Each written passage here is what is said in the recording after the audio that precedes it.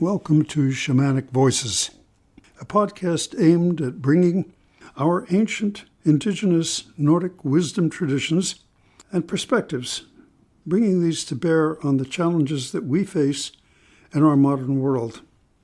I am your host, Georg, and we will often be joined by co-hosts and producers, Brian and Laurie. You can find our bi-monthly episodes on most major platforms. And if you enjoy this and like to read as well, please look up our blog with dozens of articles on health-related topics at www.teutonichealing.com. And now, let's get on with our show. Welcome to Shamanic Voices. Today we're speaking with Calli and Laurie, and we're going to be plumbing into a question that keeps coming up that a lot of our listeners have asked about, which is, you guys keep talking about the Norse and Finnish gods, basically the gods of the North, gods and goddesses and spirits and so on of the North. Tell us more about them. Who are these beings whose names you speak of, who are involved in your healing, who are involved in your lives? Well, I think we can all perhaps shed some light on that today. So that's what we'll be talking about. And probably nobody has done more interesting recent work in that regard than Calli Thomason, who is with us as a co-host today. And Calli, at what point did you start having numinous experiences with the gods and goddesses, numinous encounters? Well, it was many years ago now, and I was at a point in my life when the religion and the spirituality that I had been raised with really wasn't bearing out as truth for me. I really wanted something very raw and real and tangible, and had a meditative practice, and did not find that the previous faith path that I was on was really any of that. And when I met you, you just gave a very open, non non-coercive or judgmental invitation, probably sensing that I was very hungry for real spirituality and aligning with what is good and right. And I had this moment of surrender on my back porch. I remember very vividly.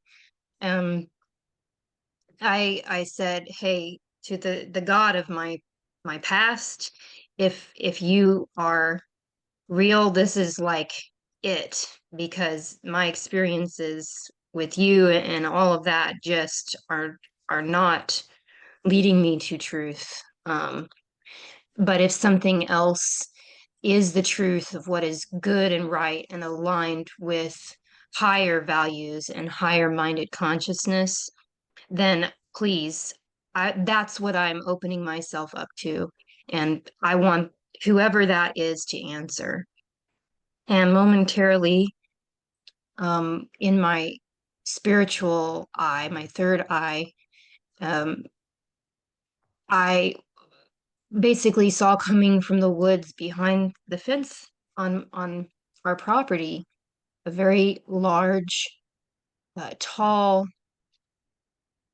male figure who had furs over his shoulder, very, very muscular, red hair. He was silent.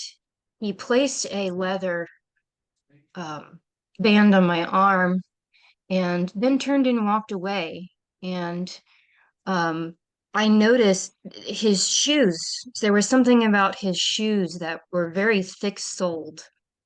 And this was just a couple months after having met you, and having asked to study with you and learn with you. And I know that you remember those days when I was probably nonstop, sending you questions and asking you all kinds of things, because it was so different and challenging, my previous beliefs.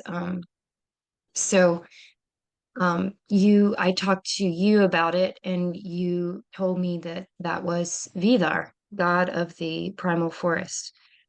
And that was my very first experience with any of our gods and goddesses. And from there, I've just never looked back because it was truly the answer to my life's prayer at the time. I think we've all had different ways of coming to them and becoming aware of them. In my case, I had been meditating as a rather devout Buddhist, just not really necessarily believing in some of the stories, the more woo-woo sort of stories about early Buddhism. I was studying at the Theravadan temple, but I like the quietness of it. I like the reality. I like the fact that the people were very real. They were very loving. The clergy were just incredible people. I mean, totally selfless, totally dedicated to the higher life and the higher mind, and cleansing everything that was not there. They weren't into political stuff. They weren't into worldly matters at all. Just everything you would think that, a holy man should be. Okay. I think maybe something we partially lost in the West at some point, not just in the West, but probably universally. And so I entered into training with the understanding that I was going to have to learn this, as I called it at the time, quote, mythology, end quote. I kind of held it at, arm's length, and okay, I'll learn all this stuff. This is interesting. And my teachers were just kind of, get a sly smile, like, okay, you go ahead and do that. Fine. Good. But you're also going to meditate, and we're going to take you out for wilderness experiences, and we're just going to see what happens. Well, I'm not thinking anything will happen. And then when you actually see one of them, you actually have an experience with one of them where it's openly daylight and you haven't had anything to eat or drink or whatever that should alter your perceptions, and they're right there. You just kind of have to go back and reevaluate everything you ever thought you knew. And then you understand why temples were burned, priests and priestesses were murdered, documents were destroyed. It's not that the system didn't work, it worked very, very well indeed. And people were quite immersed in it because it was real. And they were genuinely making that connection. And so can we. And it's a profound moment of realizing that you didn't have to be living 1,000 years ago to make the connection. It's available right now. And you've done more than anybody I can think of to write it down, to journal it. And before we go further in that, let's tell people how they can read your writings about your numerous experiences with the gods and goddesses, and above all, what they have taught you. So I do have a blog.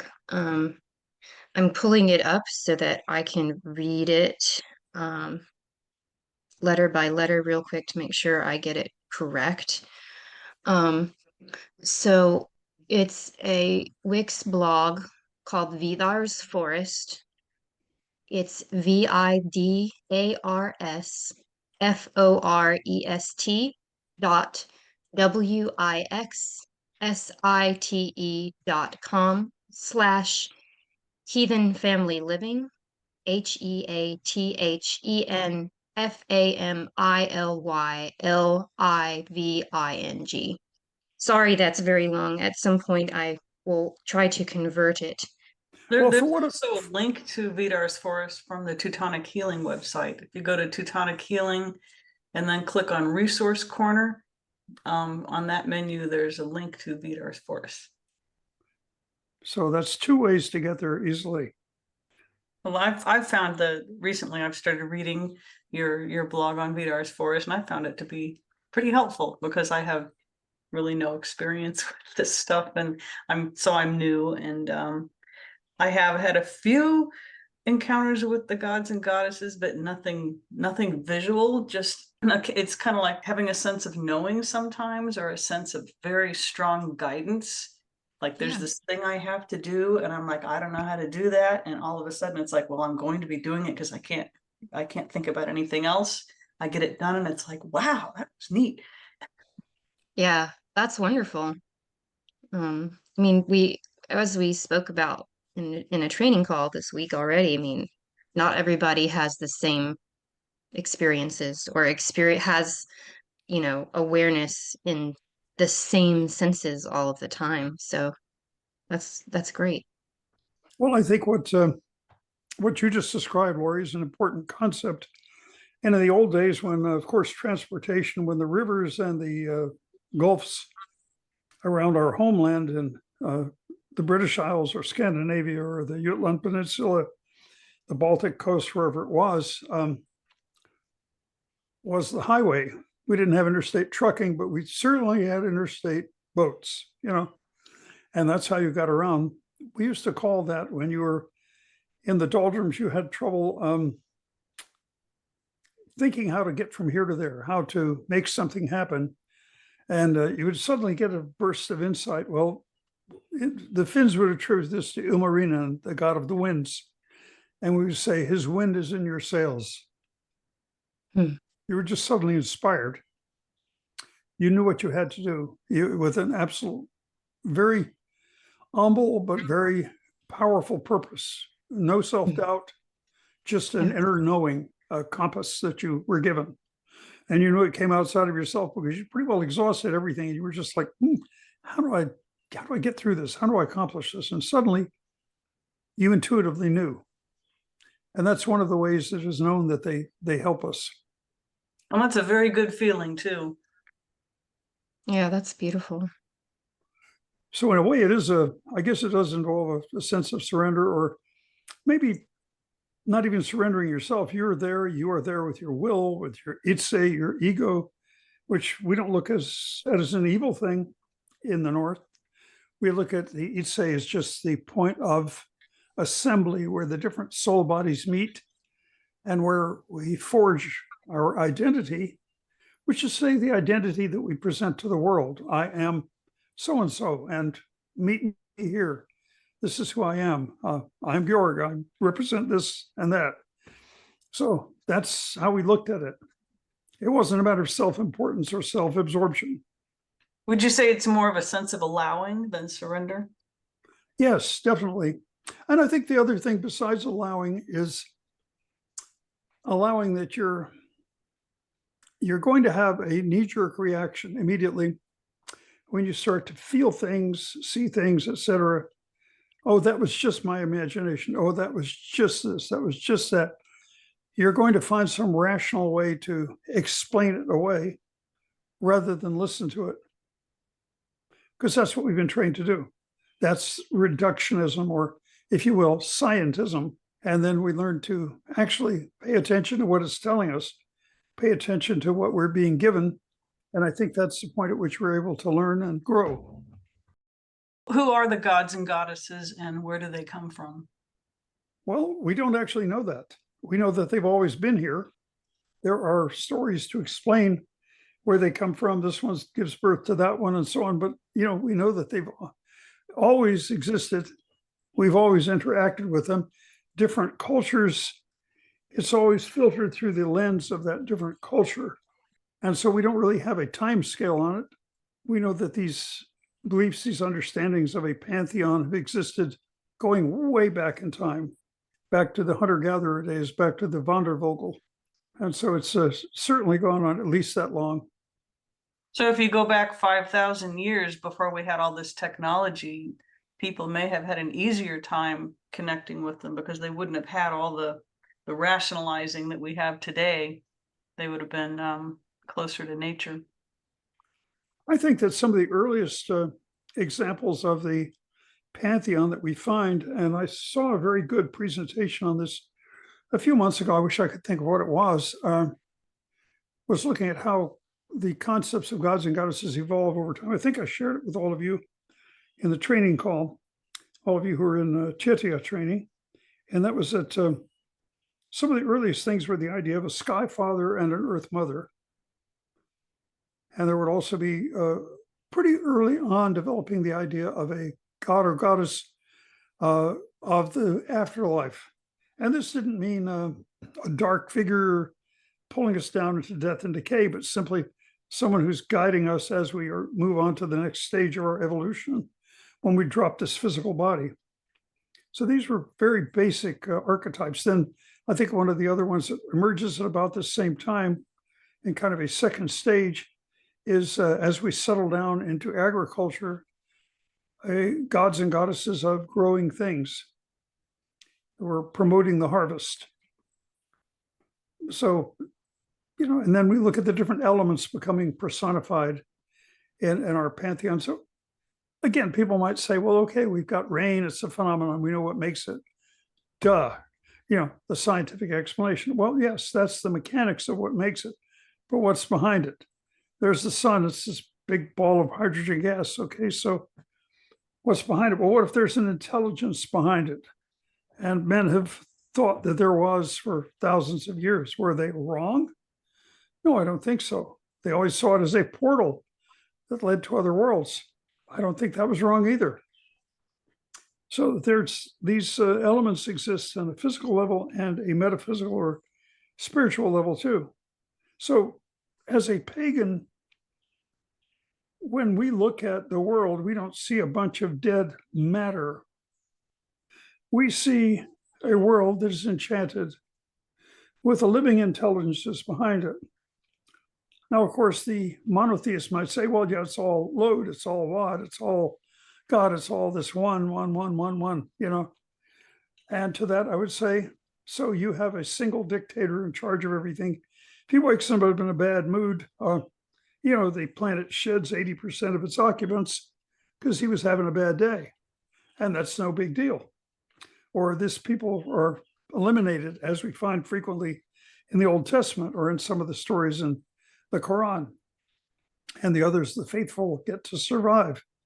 Again, this is not perhaps our highest expression of whom we would wish to see or worship as a role model, as a deity. Instead, we as pagans look at the world as a cacophony of voices, as a congress of benevolent beings guiding us. But we also realize that our world is a battleground. There are dark forces here as well. There are forces of death and decay. They're not ours. They're not part of what we acknowledge. There are competing value systems which do seek perpetual conflict and perpetual warfare to accomplish their ends, and which seek the subjugation and conversion by force of the non-believer. That's certainly nothing that we uphold or believe in. Yeah, I wanted to go back to what you're saying earlier about nature, and for people who have a scientific view of nature and thinking that the science, the observable science is all there is. There's a sense of that we can control it, but then if you add in the personality of nature, the gods and goddesses that are behind it, then there's it instead of having a sense of control, we have more of a sense of honor. Well, that's a good point, Laurie. I like that.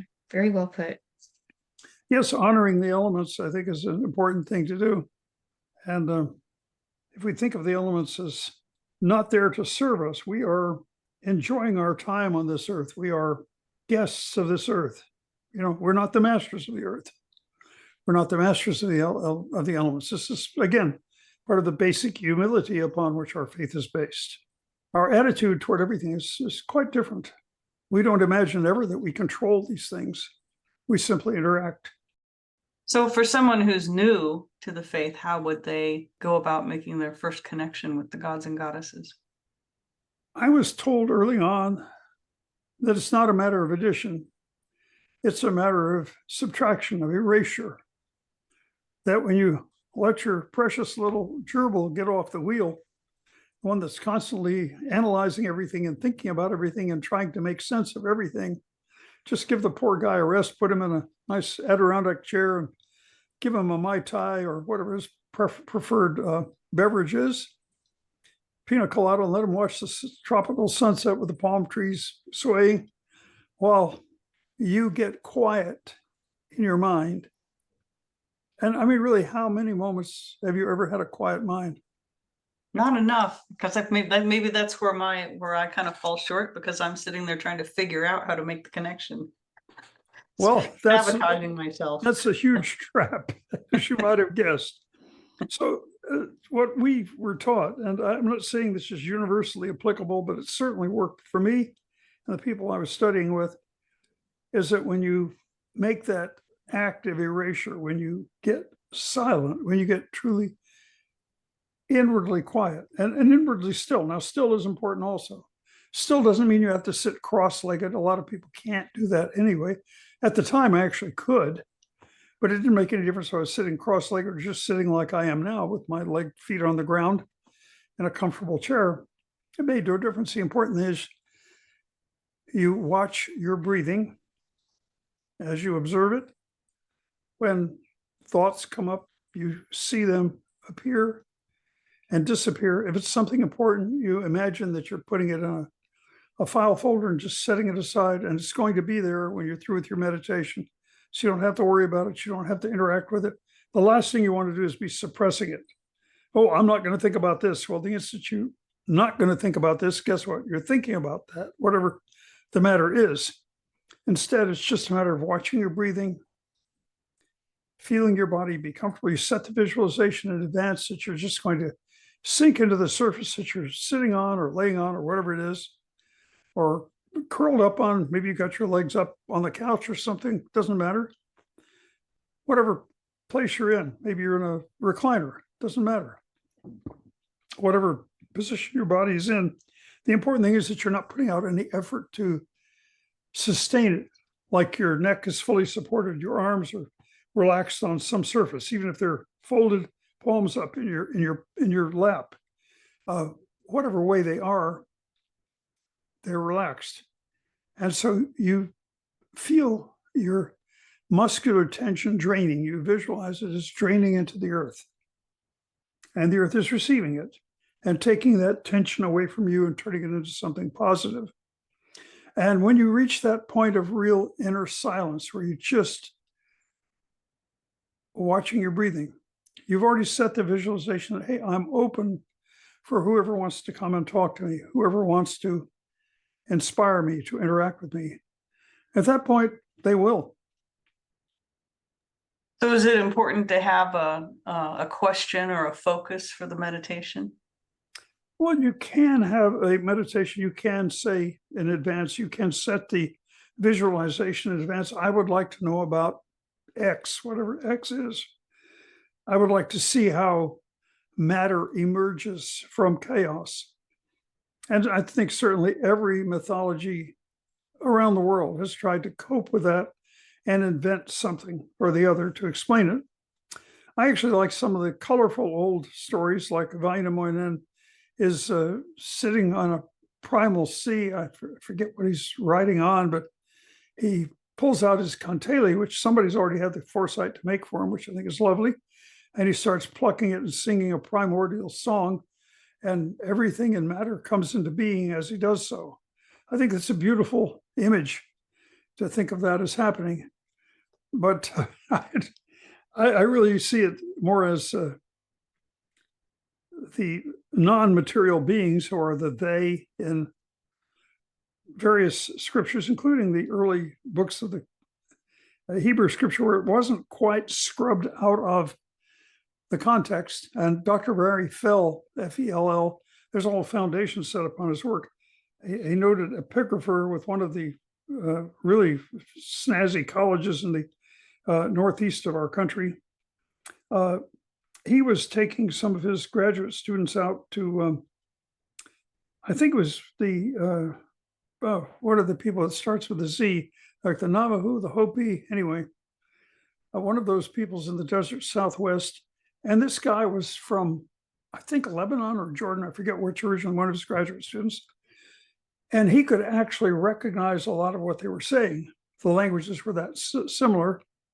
And sure enough, their beginning mythology begins very much the same way as the Sumerian text, which was the granddaddy of both the Jewish mythology and the other Semitic mythologies, where the world magician is what it's called, not God this, God that, but the world magician starts creating everything, okay? We instead look at it, and who's the they? Well, it's the Jotuns, the giants, who doesn't mean necessarily physically large, but they can appear that way. They're shapeshifters, they're magical, and they are kind of the forces behind the undifferentiated forces behind a lot of elements. And they are the progenitors of physical matter. The gods and goddesses are beyond physical matter. They're a much higher order of beings. And in the Greek and Roman traditions, we have the same idea. The Titans are the creators of, and the gods are at war with. This is, again, a symbolic thing. Modern people back then, ancient people, were much more metaphysically tuned, much smarter as far as understanding what these things meant. Modern people, what do you mean a war? Well, obviously they were opposing each other. No, the gods and goddesses are symbolically fighting a war for meaning. Out of the chaos of emerged matter, they're creating a meaning where crops grow, roads are paved, societies form. All of that is simply wresting it from the blind forces and energies of nature. And this is this primal battle that we see in the battle war between the Vanir and the Aesir, the Osir. The Aesir are coming along, gods of justice and order and society, the Vanir representing these primordial forces. And so we're carving out of this primordial batch of forces the life that we have. So this is echoed in many other cultures. But these are the progenitors of, if you're asking where everything comes from, of materiality. And I cover that in the first couple of chapters of my book, Contact and Cosmology. This is the cosmology part, which is a hard lesson for people to get. In fact, some people pretend to have read it. And when I talk to them later, I realize they haven't read it at all. That was too disturbing for if they were brought up Scotch Catholic or whatever their background was. They can't cope with it, so they just quit reading it. They were completely unaware of what it said because they're asking something that was already answered several times. But this is what happens. It's a very difficult book to read. Well, yes, it is, because these concepts are not easily explained. But then again, chemistry isn't easily explained, is it? Nope. There you go. Phase transformation isn't easily explained, is it? Photosynthesis, my goodness, is not easily explained. You could write a volume on just what's happening in one leaf. So if someone who's new to the faith wanted to make an offering to the gods and goddesses, how do we do that? I think we take, as modern people, the construct of an offering sometimes a bit the wrong way. You don't have to go hunt a rabbit, grab it in your teeth, bite into its neck and drip its blood into a plate and put it on an altar. See, it's not like that. Okay. Maybe in Hollywood. Maybe in Hollywood it is, but in the reality it's not. Okay. And it's your efforts, your dedication, your pursuit of the truth, your desire to dig, your desire to learn, the effort you put into informing yourself and awakening yourself. That is what you offer. That is what you put on that altar. Your effort, setting aside maybe your comfort to learn, setting aside maybe your desire to be entertained, to have the TV off and be in a quiet study and watch your breathing and get the gerbil off the wheel and set him, her, or it in a nice little, that little squirrel that keeps running in the mind. It just keeps all those discursive thoughts going, what the Buddhists call monkey mind. I call it gerbil mind, but same idea. Let the poor critter have a day off, and you take a day off and see who comes in to talk to you when you're actually open to hearing it. That reminds me what you just said. Actually, one of the Sage meditations that I was drawn to this last week. And in it, there's a line that said, Thor's Forge, Smithy's Greater Evolution. And in another one of the Sage, it talks about how we are like, I think I may be getting which one we are in the analogy wrong, but we are reflecting the light of the gods and goddesses back to them there's a push and a pull, and as they are working in the higher realms, we are ever working um towards those higher realms at the same time from our own Midgard, our world and reality. That's a really good way to look at it, Calli. You're so right. We can't work at things on their level. We can work on our level, and that's all we can do. Right. And really, when we look at it that way, this is, I think, where the idea of morality kind of emerges. And I remember the other day we were having that visit where we were talking with Bruce McDonald. We had a very nice, Laurie and I did a very nice discussion with him. And at one point he said, well, what is your pagan morality? And I didn't have any problem answering that at all. Well, what is it? Well, it's what if we didn't have would gum up the works. It would be difficult for us to be in contact with them, to be in contact with the numinous realm where these experiences are had, where we can have that sense of oneness, that sense of the oceanic experience, or what Abraham Maslow called the peak experience, where we merge with a higher consciousness or consciousnesses and with a higher reality. So by doing that, we keep ourselves clear of unnecessary conflict, unnecessary and even harmful self-involvement, self-absorption. Me, I want. We get rid of that. And it can't even be the me, I want to know about this reality, you know. It's got to be, I'm here to help. I'm here to help turn the wheel in the direction that eases the suffering of mankind, that preserves the beauty and diversity of the world, and that advances the evolution of all sentient beings. That's the direction in which we want the world to turn. One of the things I'm learning on this is that we have to show up and say, I'm here to help, but we can't get into rescuing, because if we get into rescuing, then that turns back on the gerbil. Well, you know, rescuing is in part of being an empathic being, which you guys are both wonderful empaths, which is great. That's why you already are in one case and are becoming in the other case great healers.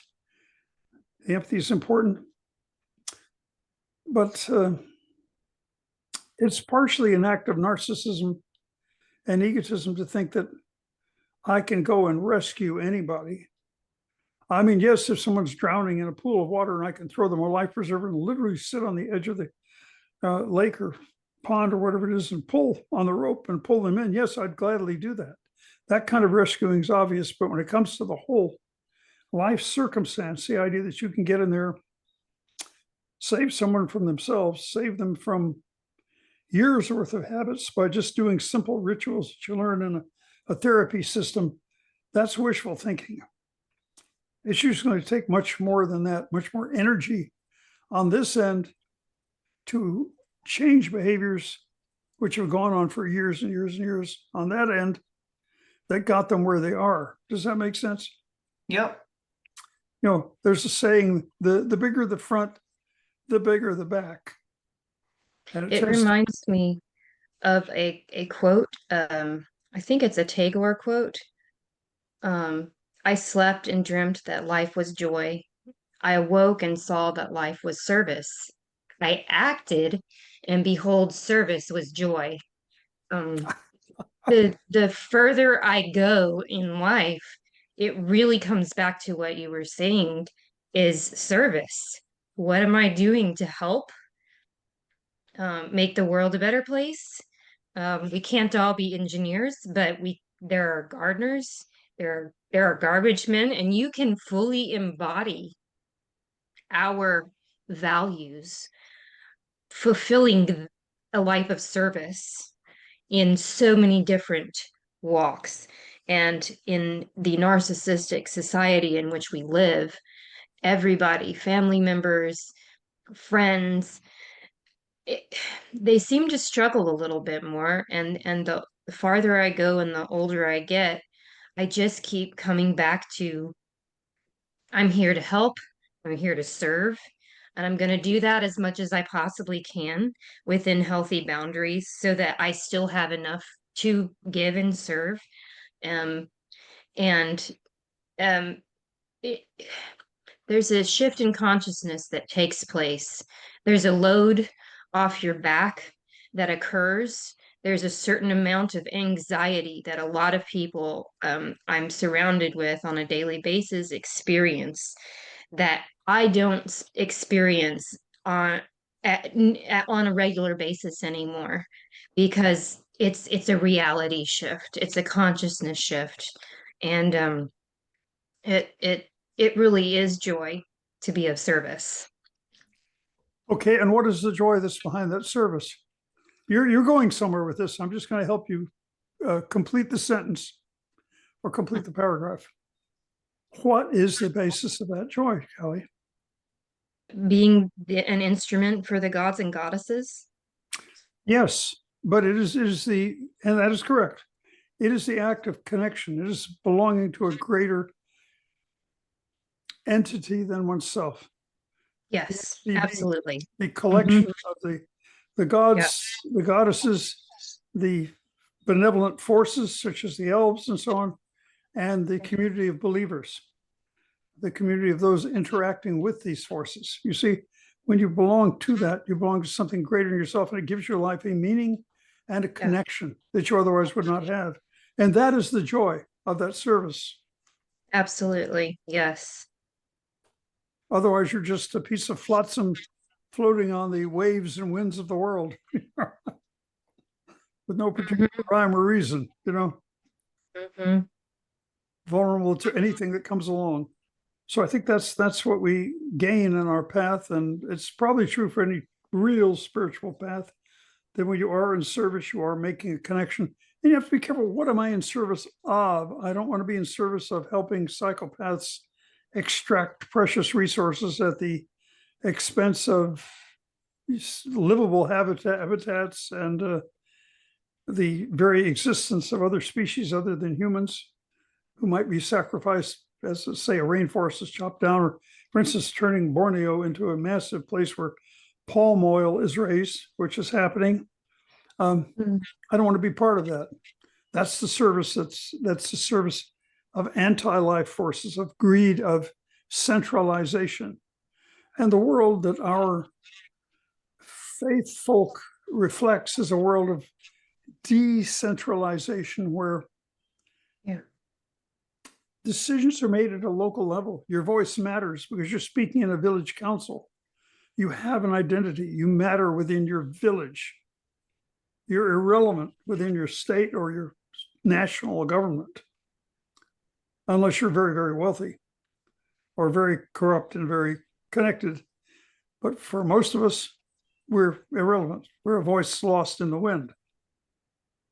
But within our own councils at a local level, what we are is meaningful and is respected. And that's how it should be. We're hardwired to interact with about 150 other individuals on a first name basis. That's the human village. And you might say, well, most of us, humanity, don't live in a village any longer. And I would argue and say, yes, they do.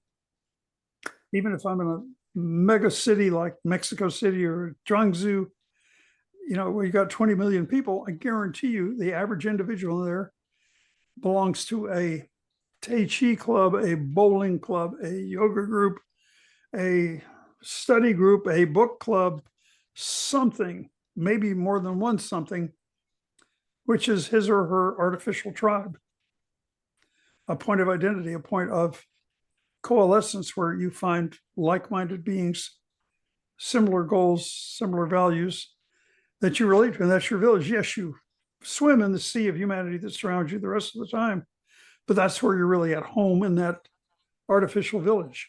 It's no longer the physical village of a bunch of huts together at the intersection of a stream and a river, but it is very, very much a village.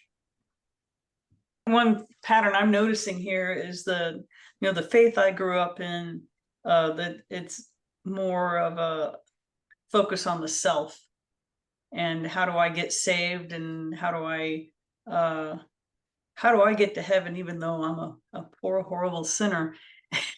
And in that faith tradition, that's like power is granted to select few and everybody else just follows.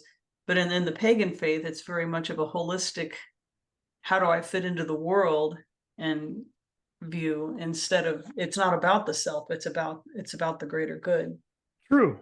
That's a very good point. And we even look at, as we see these threats to the existence of the West, there are the very few who made a lot of money and they could afford to escape the West and go buy peace and buy positive opinions somewhere in the third world, where you can loan money to people. You can, if you're lucky, you know the local strongman, you make peace with the local drug lord or the local arms manufacturer, whoever the heck it is, and you manage to fit in, you manage to make a peace with all the forces around you, and you can be pretty happy. But to think that you can extrapolate that and say everybody could move there is absolutely absurd. The challenge to all of us is going to be to create the viable community where you are, to reform things and restructure things where you are, to make it more So true.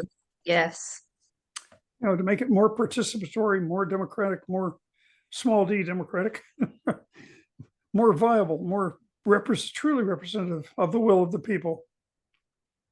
That's going to be the challenge. It's very easy to imagine some far off place as the only way to get there. That's really a cop-out from doing the hard work to make your society responsible. Unfortunately, we can see examples in the previous decades where people did just the opposite. They stayed here and they fought for clean air, and we got the Clean Air Act. They fought for clean water. We got the EPA. We got the mechanism for having a cleaner environment. And sure enough, if you go visit the tropical, quote, paradise, end quote, you'll find a place where there are no such regulations. And if you say some pretty traffic maiden up in the mountains at a toll booth, she's literally wearing a gas mask. I've been there and seen that, because the truck fumes, the car fumes are so bad, because everybody's driving old beat up cars because the tax on a new vehicle is so high and nobody can afford to get them tuned up. And there's no law against going along polluting with big black smoke coming out of the back of your car, which would get you a big ticket. In LA, it would get your car impounded in some areas, which have even stricter laws like they do in Europe. So you're driving around in these clouds of pollution. People acted against that. They acted at a local level. They got up petitions. They sat on Congress. They made it happen. So fortunately, everybody didn't walk away, and we had a lot of improvements in society because they didn't. So we don't have to look that far to see it. We saw where workplaces were once very dangerous places, where there was no regulation. An employer could ask you to do something which was really risking your life, and there was no safety net. And now we have OSHA, Occupational Safety and Health Act, and OSHA that can go out and inspect workplaces and make sure that they're not putting workers' lives and health at risk. Now, how well these work depends on the public will, on oversight, on holding public officials accountable, of course. Real democracy is always participatory and always involves active citizenry, but these mechanisms didn't get there by accident. They got there because, 40, 50, 60 years ago, people were raising hell about it. They stayed here and fought the fight for a better life. They didn't entertain a fantasy of sailing off to the corners of the earth where things would be better. They stayed right here and made it better. One of the challenges is being a holistic thinker in a world full of people who are in it for themselves. And it's like they're trying to create laws to get the individuals to do what's best for the greater good. But it only takes, 1% of the population coming together. You call it prayer or meditation, to impact mass consciousness. That's true. I agree. So we can make a difference. Making it even more important we can be the 1%. We have to be the 1%. Yeah. Yeah, we do. If there's a moral imperative, I would say that's it, you know? Yep. And so again, we come back around full circle to what is pagan morality. Well, it is the imperative to be involved in creating this better reality, not to letting things continue to get worse. Now, as an individual, you can't do much, but at least you can have the peace of mind, the sense of completion to know that you did your part, whatever part that was. You stayed, you rolled your sleeves up, you got in the fight. You went and petitioned your local county commission to set up hiking trails. Simple thing. I got involved in that. Not a big deal. Not a big thing to celebrate, but there are hiking trails in Limestone County where you can go free, park your car, and take a nice long walk in a very pleasant surroundings. Because of that, Awesome. because a lot of other people have done the same thing throughout the state. And that Awesome. means a certain amount of wooded acreage is preserved for those hiking trails. Those are just small things we as pagans can get involved in. We can be part of doing. We can help to create products that are sustainable, that are earth friendly, that offer real value to people. And I know you're doing that, Calli. A lot of us have done. I know you're doing that also, Laurie, creating such products and offering them to people. That too is a form of service. It's not just self-service. Either of you are very bright people. You go get a job and make twice that amount of money somewhere else. You're doing it as a participation in creating service to others. Yeah. You'll never meet people who are your customers. So let's look at this holistically. These are all ways that we can live our pagan morality. And above all, what does it mean? It means keeping your word. You say you're going to do something, you do it. Your word should be your bond. Should always be the case. If you're unable to do something, you let somebody know, look, I plan on being there on the 9th. I won't be able to. Something came up, let's move it forward. But just not showing up, being indifferent about an obligation, it's not part of our way. And it's not a matter of holding yourself to an extremely strict standard. It's just a matter of being a working part of a community, a functional person. Now, why is that important? Because this is a matter of keeping the channels clear and clean. You see, if you're not part of that, if you're not doing these things, there's always that nagging voice in the back of your head where you know you could be living better. You could be doing better. And that's going to keep you from making contact. That's going to keep you from experiencing the higher reality because you're not covering the bases. You're not doing the most basic things you can do on this level to be able to communicate with those higher beings on that level. Does that make sense? Yes. Mostly. So it's a matter of kind of doing your homework. You know, you want to get into doing quadratic equations. Well, guess what? You probably need to be able to add, subtract, multiply, divide. Do those basic operations first. You probably understand what a number line is, right? Wouldn't hurt to know the difference between real numbers, all of those distinctions. Just get the basics of mathematics down before you start manipulating things. That's probably true in any field, but it's true in consciousness as well. So this is where you cover the basics. You free your vehicle, that is your consciousness, up to be able to commune with higher realms then. Because you've done what you could on this realm, on this area where your consciousness interacts with materiality. You've covered your bases. Well, as we begin to wrap this up a little bit, could each of you share one of your most memorable experiences with the gods and goddesses?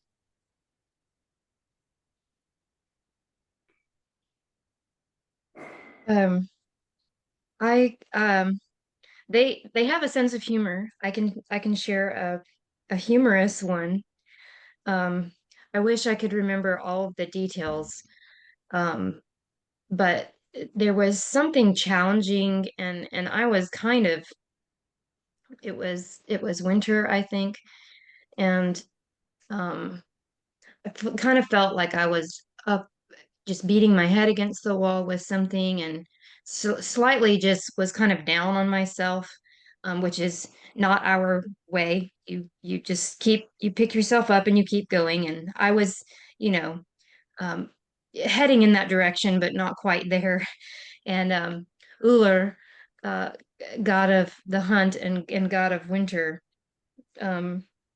has a dwelling in the forest of the gods, and it right across from it there's a hot spring, and he basically just he pushed me in the water, and it caught me off guard, and I came up kind of like blowing the water, and he was like, wash it off, get back up, and get to work. Like, that's all he had to say, basically. Like, that's it. And I was like, you're right, I know. Um, but it really did make me laugh because he knew I knew. And there are moments like that when they have quite a good sense of humor, and in a way that still uplifts you, admonishes you, and puts you back on, you know, your mission. Um, anyway, that's a short one. So that was an experience during a meditation. Yes. I think I could share one from one of the people I was in study with, not my own, but I know the intimate details of it. There were multiple nations, you might say special operators, as we call them now. We would call them agents back then, involved in the kind of global, like we had today, a global war against terrorism. At the time, it was a global war against communism. And they were in a certain area in Latin America and were captured by, he was wounded in a firefight. Otherwise, he would have never been captured alive, and was, I think, unconscious at the time. He wakes up kind of tied to a chair in a small hut.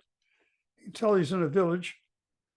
He may have been in the Andean uplands of this particular country, and he's being interrogated by these guerrillas. They're armed, of course.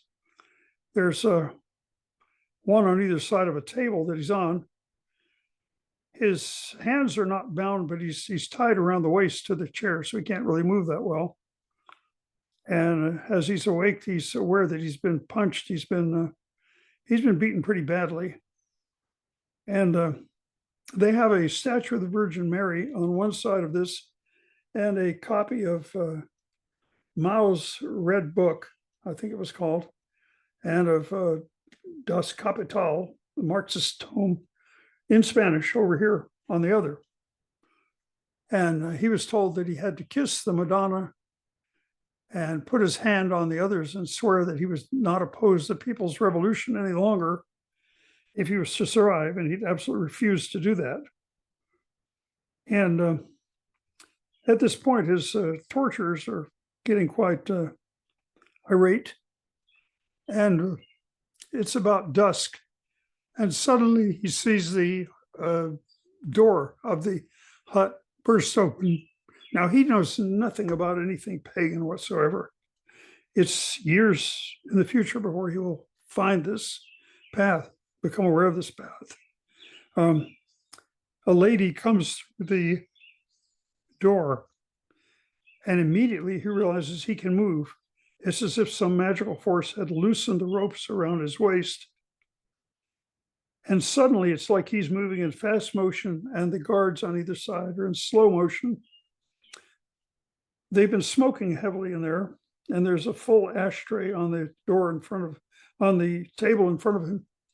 He picks it up, and with one very specific move, he does what we call a jumping strike to the guy on his left, catching him directly across the edge of the neck beneath the jawline with the glass ashtray, basically probably severing the spine, instant kill.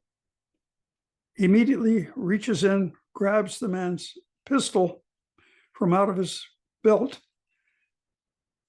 lands on the table, on the left side of the table, facing 180 degrees to the backside, fires off 2 shots in rapid succession from the fellow's revolver, dropping the other one, and literally, as battered as he is, suddenly finds the energy to run out of the hut.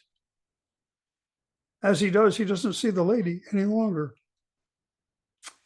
as he describes her, he realizes later when he's in training that this was Freya. Undoubtedly Freya. And he thanks her. And he said that was the point at which it made the connection for him that he had been saved by one of the deities directly intervening in his life. Miraculously, he makes it all the way back to friendly lines with a pretty substantial abdominal wound that shouldn't have been survivable. Bleeding stopped, hemorrhaging, internal hemorrhaging stopped, able to make it back. So quite a remarkable thing. And this guy wasn't making it up. He had the scars to show it. So anyway, that was, I think, one of the more miraculous things I ever heard of. And then eventually he runs into one of our teachers who recruited him to come and train.